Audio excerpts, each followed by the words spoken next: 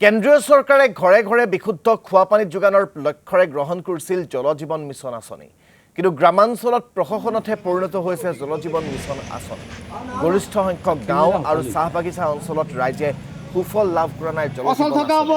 ক'ৰবাত আঁচনি সম্পূৰ্ণ হ'লেও ওলোৱা নাই পানী, আন ক'ৰবাত আকৌ বিতৰণ কৰা হৈছে অপৰিষ্কাৰ পানী। বহু গাঁৱত পানীৰ পাইপ সংযোগ কৰা হৈছে যদিও ৰাইজে লাভ কৰা নাই বিশুদ্ধ খোৱা পানী। বিভাগীয় মন্ত্ৰীৰ দম্ভালি আৰু ঠিকাদাৰৰ মৈমতালিত পণবন্দী সাধাৰণ জনতা। আমি মানকাছৰত জল জীৱন মিছন আঁচনি কিদৰে ধোৱা চাঙত উঠিল তাৰ পৰিৱেশ দেখুৱাম হাবিবুল ইছলামৰ জৰিয়তে। কেনেদৰে চলিছে মন্ত্ৰী জয়ন্ত মল্ল বৰুৱাৰ জেজেএম আঁচনি। আমি আহি জানিবলৈ উপস্থিত হৈছোঁ দক্ষিণ শালমাৰা মানকাছৰ জিলাৰ হাটশিঙিমাৰী জনস্বাস্থ্য কাৰিকৰী বিভাগৰ অধীনস্থ মালিয়ালগা এখন পানী যোগান কেন্দ্ৰত। আমি ইয়াৰ সামগ্ৰিক পৰিৱেশটো দেখুৱাইছোঁ। কোটি কোটি টকা ব্যয় কৰি এনেদৰে দেখা গৈছে নিৰ্মাণ কৰা হৈছে, আটক ধুনীয়াকৈ সজাই পৰাই তোলা হৈছে। কিন্তু এই যি আঁচনি পানী যোগান দিয়াৰ ক্ষেত্ৰত কিন্তু সম্পূৰ্ণৰূপে বিফল হৈছে। প্ৰায় 6 মাহ ধৰি কিন্তু এই অঞ্চলৰ ৰাইজ, এই গাঁৱৰ ৰাইজ কিন্তু পানীৰ পৰা বঞ্চিত হৈ আছে। কাৰণ পানীৰ বাবে হাহাকাৰ কৰিবলগীয়া হৈছে প্ৰতিদিনে। আৰু এই অপৰিষ্কাৰ পানী খোৱাৰ ফলত কিন্তু গাঁওখনত দেখা গৈছে বিভিন্ন ধৰণৰ বেমাৰত আক্ৰান্ত হোৱাও পৰিলক্ষিত হৈছে।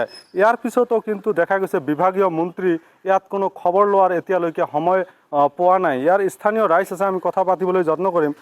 কি ক'ব, যিহেতু দেখা গৈছে এই আঁচনিখন কোটি টকা ব্যয় কৰি নিৰ্মাণ কৰা হৈছে কিন্তু পানী দিয়াত ব্যৰ্থ হৈছে, কি ক'ব? হয়, এইখন যিটো পানীৰ যোগান আঁচনি আছে ইয়াতে হেণ্ড অভাৰ কৰে, এই কামটোতে হেণ্ড অভাৰ কৰাৰ পিছত ধৰক টোটেল 1 মাহমান পানী দিছিলে, তাৰপিছত টোটেলি বন্ধ হৈ গ'ল। আজি প্ৰায় 6 মাহ 7 মাহমান ধৰি টোটেলি বন্ধ হৈ আছে।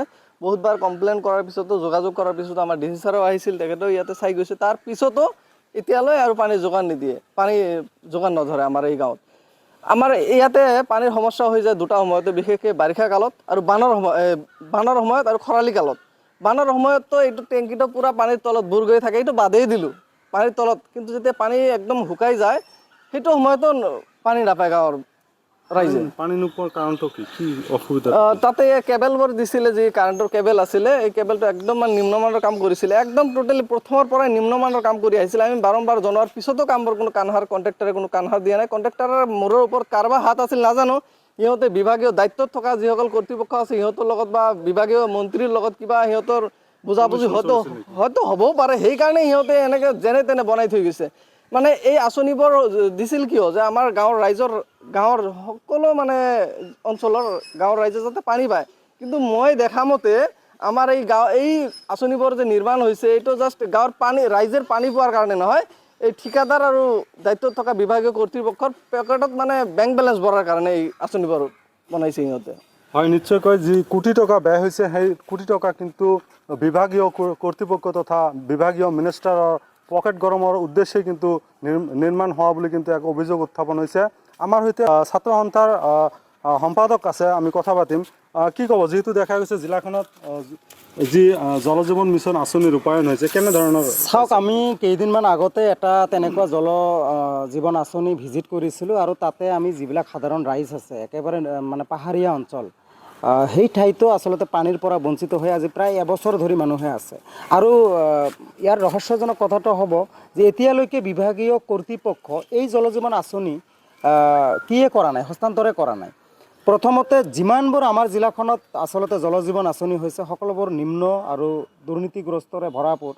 চ' এইটোতো আছেই, তাৰ উপৰি পানীৰ পৰা বঞ্চিত থকাটো এটা ৰহস্যজনক কথা। কাৰণ বিশুদ্ধ পানী দিয়াৰ উদ্দেশ্যে এই জল জীৱন আঁচনিবিলাক আচলতে প্ৰস্তুতি কৰা হৈছিল। আৰু প্ৰস্তুতি কৰাত কিমান দুৰ্নীতি আৰু কিমান কমিশ্যন হৈছিল এয়া আমি কিছুমান বিষয়ৰ পৰাই অৱগত আমি শুনিব পাইছোঁ। আমি কেতিয়াবা যদি কোনো বিষয়াক গৈ অৱগত কৰোঁ যে আচলতে এই জল জীৱন মিছন বা অমুক তমুক, তেতিয়া তেওঁলোকে ডাইৰেক্টলি কৈ দিয়ে যে এইবিলাক ওপৰৰ পৰা আচলতে মেনেজ হয় আৰু মন্ত্ৰী জয়ন্ত মল্ল বৰুৱাৰ যিহেতু বিভাগ, তেখেত যে কিবা এটা পাৰ্চেণ্ট লয় আৰু তাৰ বাবেই যে কামবিলাক আচলতে দুৰ্নীতিগ্ৰস্ত আৰু তেনেকুৱা নিম্ন খাপৰ হয়, এয়া কিন্তু স্পষ্ট হৈছে। এই মুহূৰ্তত আমি ক'ব লাগিব যে এই জল জীৱন আঁচনিটো আজি এবছৰ হ'ল হস্তান্তৰ কৰাৰ, এবছৰৰ পিছত মাত্ৰ এমাহমান পানী দিছিলে, তথাপি বহুত ঘৰত পোৱা নাছিলে। 2-এটা ঘৰত দিয়াৰ পিছত আজি প্ৰায় 7 মাহ ধৰি বন্ধ ৰাখিছে। চ' এইটো বিশুদ্ধ পানীৰ বাবে আচলতে এই কিটো কৰিছে নে তেওঁলোকে আচলতে ধনজীৱন কৰাৰ বাবে এইটো কৰিছে আমাৰ কিন্তু ইয়াৰ সন্দেহ লাগিছে যে আচলতে জলজীৱন নহয় যেন এক ধনজীৱন আঁচনিত পৰিণত হৈছে গতিকে আমি ইয়াৰ তদন্ত বিচাৰিছোঁ যে কিয় বন্ধ হৈ আচলতে পানী দেখা গৈছে অৰ্ধনিৰ্মিত অৱস্থাটো বহুত এতিয়া বহুতে মানে এতিয়া বহুত মানে তেনেকুৱা আধাৰশিলা কৰিছে কিছুমান কাম হৈছে কিছুমান বন্ধ হৈ আছে কিছুমান হোৱাৰ পিছত হস্তান্তৰ কৰা নাই আৰু যিবিলাক হস্তান্তৰ কৰিছে পানী যোগান বন্ধ হৈ আছে আচলতে এইটোৰ কাৰণটো হ'ল আমাৰ জিলাত টোটালি জলজীৱন আঁচনি একেবাৰে বিফল হৈছে বৰ্তমানৰ মন্ত্ৰীজন যোনে আমাৰ জনস্বাস্থ্য কাৰিকৰী বিভাগৰ মন্ত্ৰী তেখেততো বৰ্তমান গৰু আৰু নিজৰ পত্নীৰ গৰু ফাৰ্মক লৈ ব্যস্ত গতিকে তেখেতৰ কাণসাৰ নাই যে তেওঁৰ বিভাগত যে আৰু কিছুমান বিভাগ আছে এইবিলাক যে চোৱা চিতা কৰিব লাগিব আজি ৰাইজে যে কক বকাই আছে পানীৰ অভাৱত আজি কিমান খৰাং কাল পৰিছে ৰ'দত মানুহে তৃষ্ণাৰ অভাৱত কেনেকৈ আছে আজি বিশুদ্ধ পানী খাই মানুহে আকৌ